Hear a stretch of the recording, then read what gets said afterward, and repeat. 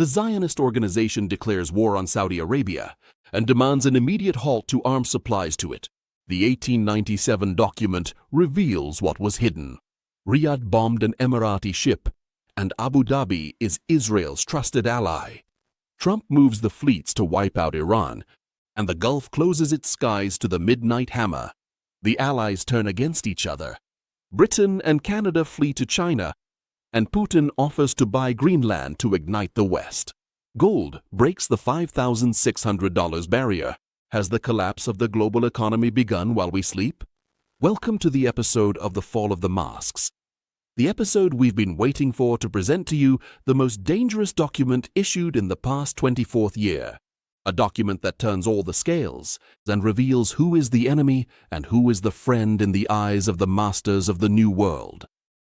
Yesterday, it wasn't just a press release that was issued, but rather an operations order from the most dangerous organization in the United States, the Zionist Organization of America, ZOA, which was founded in 1897, 50 years before the establishment of the entity to defend Zionism around the world, broke its silence to declare war, not on Iran, nor on the resistance, but on the Kingdom of Saudi Arabia. This statement is the most dangerous yet since the start of the Israeli campaign, funded by the Emirates, against Riyadh. The statement does not use diplomatic language, but instead directs direct criminal and political accusations at Saudi Arabia. They say verbatim, Saudi Arabia has shifted from being the country that was about to normalize relations with Israel to the country that is getting closer to the Muslim Brotherhood and is hostile to Israel and spreads hatred of Jews in its media. Imagine the audacity! Defending Palestinian rights and exposing acts of genocide has, in their view, become anti-Semitism. But hold on to your seats, because the real bombshell in the statement is the direct military accusation.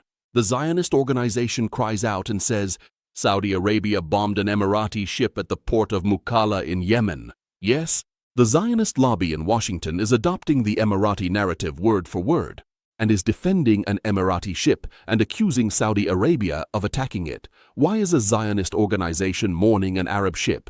The answer is clear. Because this ship was not carrying flowers.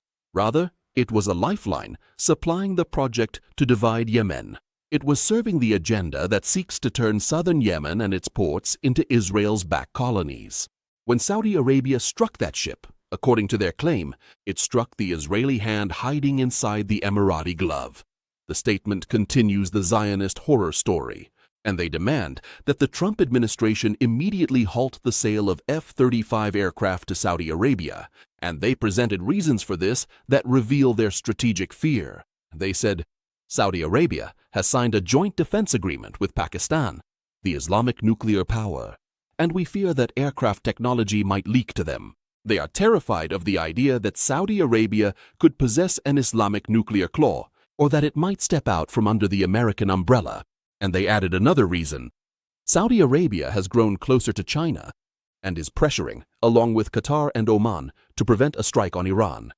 And here we reach the heartbreaking irony, which reveals the traitor from the loyal. In the same lines where they are slaughtering Saudi Arabia, they heap praise on the UAE. They describe the UAE as the moderate voice, and the modern voice, and the biggest supporter of the Abraham Accords. What a disgraceful testimony! While Riyadh is accused of supporting extremism because it refuses to displace the Palestinians, Abu Dhabi is praised for opening the doors to the Zionist project. This Israeli-Emirati alliance is no longer just a suspicion, but has become blatantly exposed live on air. Yesterday, Netanyahu was asked about Saudi Arabia's shift and its rapprochement with Turkey and Qatar. So what did he say? He defended the UAE fiercely. He said, I expect any country that wants peace with us not to be hostile to the UAE, which is leading stabilization efforts. Netanyahu has become Abu Dhabi's official advocate, and even in Washington, the tables have turned. Senator Lindsey Graham, who once danced with a sword in Riyadh, came out to attack Saudi Arabia because it is criticizing the UAE and demanded that Saudi Arabia stop supporting the Syrian regime against the Kurds. Everyone has ganged up on Riyadh, the Zionist lobby, members of Congress, and the directed media, and the reason is the same. Saudi Arabia has decided to clip the nails of the Emirati agent in the region, from Yemen to Sudan. The scandalous article published by Seth Mandel in the right-wing commentary magazine was a clear message of blackmail. The article, titled "The Saudis Are Playing with Fire," reminds bin Salman of the Khashoggi crime and threatens him. "We helped you before to get through the crisis, but now you are provoking your patron, Trump. Why are you escalating with Israel and the UAE? The message is clear. Return to the house of obedience and be an obedient agent like the others, or else we will open the gates of hell on you." And speaking of hell, let's move to the front that could burn everyone. Iran and Trump. Donald Trump, through his platform Truth Social, not only threatened, but actually announced 0 hour. He wrote saying, "A massive fleet is heading toward Iran, even bigger than the one I sent to Venezuela. Time is running out, and the attack will be much worse, and you have 2 options, agreement or massive destruction." Iran responded through its mission at the United Nations, "We are ready to defend, and all options are on the table." But the most dangerous statement came from Marco Rubio, who said, "The Iranian regime is at its weakest point, and its fall is only a matter of time." This is the crux of the matter. The US and Israel want to change the regime in Tehran. But who will pay the price? The Gulf countries. Therefore, for the first time, Saudi Arabia is leading a Gulf alliance, excluding the UAE, and is telling Washington no. Today's Wall Street Journal report confirmed that Riyadh officially informed Washington, "We will not allow our airspace to be used to strike Iran." Not out of love for Khamenei, but because Riyadh knows that retaliatory missiles will burn the oil wells and desalination plants in the Gulf, while the instigators reap the rewards. And amid these drums of war, there is a silent disaster happening in your pockets right now. Look at gold. Last night, in a matter of moments, gold jumped by $300. The ounce broke the $5,600 barrier. Do you know what this number means? It means that paper currencies are collapsing and that the world is running for cover. Jerome Powell, the chairman of the U.S. Federal Reserve, comes out calmly to say, "This doesn't reflect anything in the economy. They're lying to you just as they lied in 2008. The world is living in a war economy. Freezing liquidity in gold means that trust in the US dollar is dying. My advice to you, as I always say, don't sell your gold. We are not waiting for the crisis. We are drowning in the heart of it. The global scene is cracking. Look at America's allies. Britain, the closest ally, its prime minister is in China today signing agreements and saying, 'Our national interest is with Beijing.' London has realized that the American ship is sinking, so it decided to jump.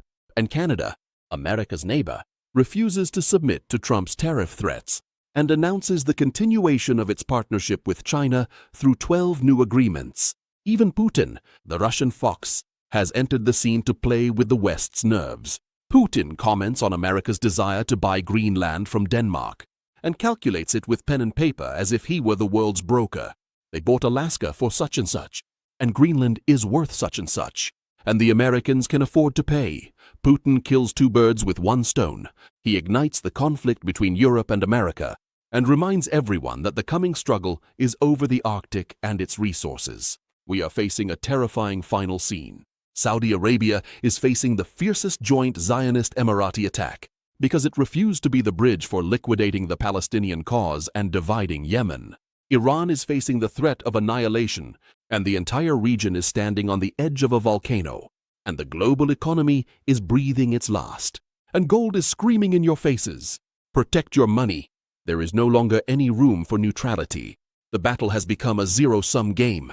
Either you stand with your Arab national security and support your national armies in Egypt, Saudi Arabia, and Jordan, or you become a tool in the hands of the Zionist organization and its agents in the region.